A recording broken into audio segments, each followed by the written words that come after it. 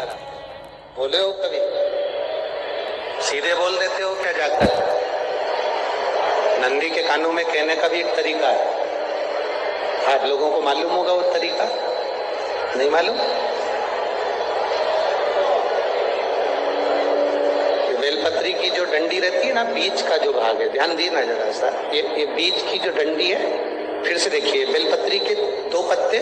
और उसके पास में जो बीच की जो डंडी का भाग है, दिख रहा है आप लोगों को?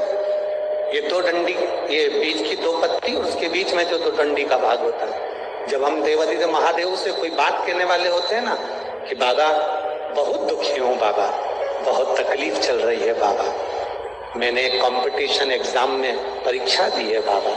मेरे जीवन में ये तकलीफ हो रही है, बाबा, तब इस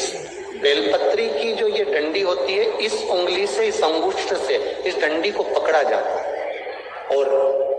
बाबा के कर्ण में कहने से पहले ये हाथ को नंदी के ऊपर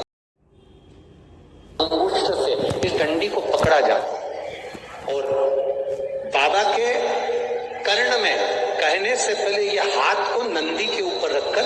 फिर हम बाबा के नंदी के कानों में कहते हैं और चलते समय इस बेलपत्र को अशुभ सुंदरी की जगह पर चढ़ाकर वापिस सजाते हैं। देवादिदेव महादेव को पार्वती की बात मानना ही पड़ती है और वो कहना ही।